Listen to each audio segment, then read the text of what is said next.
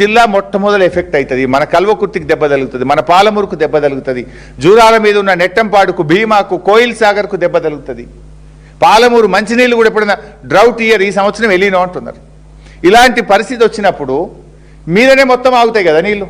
ఇప్పుడు 16 టీఎంసీలు గోదావరి, నీకు ఆంధ్రప్రదేశ్కి ఏమైంది, నువ్వు కింద గుంజుకుంటున్నావు, మీద కర్ణాటక కింద గోదావరి నీళ్ళు గుంజితే, మీద కృష్ణ నీళ్ళు గుంజితే నడిమిట్లున్న తెలంగాణ ఏం కావాలి? నువ్వు 16 ఆపుకో అనబెడితివి, నవేలి కట్టుకోమనబెడితివి, బ్రిడ్జ్ కం బ్యారేజీలు కట్టుకుంటే సపోర్ట్ చేయవైతివి, మీద తుంగభద్ర, కృష్ణ, వాల్లాప, కింద గోదావరి నువ్వు మలిపితే నడిమిట్ల తెలంగాణ ఏం కావాలి? ఈ రకంగా తెలంగాణకు తీవ్రమైనటువంటి నష్టం జరిగేటువంటి ప్రమాదం కనబడతా ఉంది. ఈ రేవంత్ రెడ్డి ఏంటంటే అన్నీ మనం చూసినాం ఈ మధ్య. హైడ్రా విషయంలో హిట్లరే నాకు స్ఫూర్తి అన్నాడు. ఓకే, నీ ఇష్టం, అది నీ కర్మ. హిట్లర్కి ఏ గతి పట్టిందో నీకు పడుతుంది. మరి నీళ్ళ మీద నీకు ఎవరు స్ఫూర్తి నాయన? ఈ నీళ్ళ మీద కూడా నీకు ఎవడన్నా స్ఫూర్తి ఉన్నాడా? నాకు డౌట్ వస్తున్నది. నీరోనే నీ స్ఫూర్తి ఏమో, నీరో చక్రవర్తే నీ స్ఫూర్తి ఏమో అని మాకు డౌట్ వస్తున్నది. ఇక్కడ రోమ్ నగరం తగలబడుతుంటే ఫిడేల్ వాయించుకున్నట్టు ఇవాళ తెలంగాణకు కృష్ణాలో, తుంగభద్రాలో పైన అక్రమ ప్రాజెక్టులు గడుతుంటే, తెలంగాణ నష్టపోతుంటే కనీసం నీ యొక్క నిరసన చెప్పవు, ఒక ఉత్తరం రాయవు, మీటింగ్లో పోయి తలకాయ ఊపేస్తున్నావు అంటే నీకు నీళ్ళ విషయంలో నీరోనే నీకేమన్నా స్ఫూర్తి ఏమో అని నాకు డౌట్ వస్తూ ఉన్నది.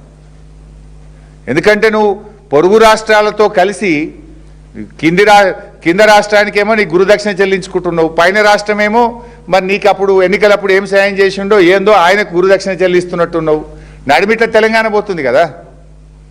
పొరుగు రాష్ట్రాలతో కలిసి కేంద్ర ప్రభుత్వం చేతుల్లో మన హక్కులు పెట్టడం అంటే ఇవాళ తెలంగాణకు మరణ శాసనం రాయడం అవుతుంది. మేము అందుకే సూటిగా అడుగుతున్నాం, 968 గోదావరిలో మనకు పక్కకు పెట్టినరా? ఇంటర్లింకింగ్ ఆఫ్ రివర్స్ గతంలో ప్రతిపాదించిన విధంగా అది సమ్మక్క సాగర్ నుంచి నాగార్జున సాగర్కు ఉందా లేదా? ఇంటర్లింకింగ్ ఆఫ్ రివర్స్లో 50% నీళ్లు తెలంగాణకు దక్కాలి అని ఆ రోజు మేము చెప్పిన మినిట్స్లో రికార్డ్ అయింది. వస్తున్నాయా లేవా? ఆర్డీఎస్కు 15.9 ఎన్ష్యూర్ చేసినవా లేదా? కర్ణాటక కడుతున్న 3 అక్రమ ప్రాజెక్టులు ఆపాలని ఇప్పటికైనా ఉత్తరం రాస్తావా రాయవా? వీటన్నిటి విషయాల్లో ప్రజలకు స్పష్టత ఇవ్వండి. ట్రిబ్యునల్ ముందు వాదనలు చివరి దశకు వచ్చినాయి, గట్టిగా వినిపించండి, అలర్ట్ ఉండండి, మంచి న్యాయవాదులను పెట్టండి. 700-800 టీఎంసీల నీళ్లు మనం తెచ్చుకుంటే మన పాలమూరు, మన కల్వకుర్తి, మన నెట్టంపాడు, మన దిండి, మన ఎస్ఎల్బీసీకి కూడా నికర జలాలు కేటాయించుకొని బాజాప్తా దక్షిణ తెలంగాణను సస్యశ్యామలం చేసుకునే అవకాశం ఉంది.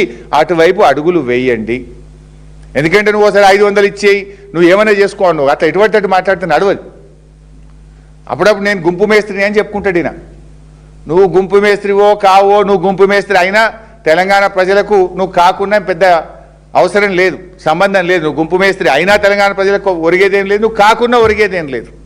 కానీ భయమల్లా తెలంగాణను ముంచే ముంపు మేస్త్రి కావద్దు. నువ్వు గది మాత్రం కాకుంటే చాలు మాకు. నువ్వు గుంపు మేస్త్రి అయినా కాకుండా మాకేం ఫరకపడేది లేదు, కానీ తెలంగాణను ముంచే ముంపు మేస్త్రి కావద్దని మేము కోరుకుంటున్నాం. జై తెలంగాణ.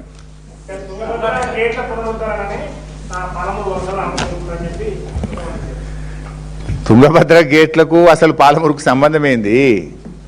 తుంగభద్ర గేట్లు ఇదివరకు కూడా ఉన్నాయి, మధ్యలో ఖరాబ్ అయితే వాటిని రిపేర్ చేసి మళ్ళీ గేట్లు పెట్టినరు. ఇదివరకు గేట్లు ఉన్నప్పుడు ఆర్డీఎస్కి ఏమైనా నీళ్ళు వచ్చినాయా? 15.9 కొత్తగా గేట్లు పెడితే నీళ్ళు వస్తాయి. అదే అడుగుతున్నాం. మరి నువ్వు ఆ తుంగభద్ర మీటింగ్లా, గేట్ల మీటింగ్లా గొప్ప ఒప్పందం జరిగింది, చారిత్రక ఒప్పందం అవుతుంది, సిఆర్ పాటిల్ చేతిలో పెట్టొచ్చినా అంటున్నావు.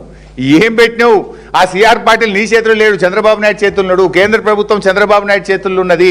ఆడ కేంద్ర జలవనరుల శాఖ కార్యదర్శి ఆంధ్రప్రదేశ్ నుంచి ఉన్నాడు, చంద్రబాబు చేతిలో ఉన్నాడు. తెలంగాణకు నష్టం జరుగుద్దని మా ఆందోళన.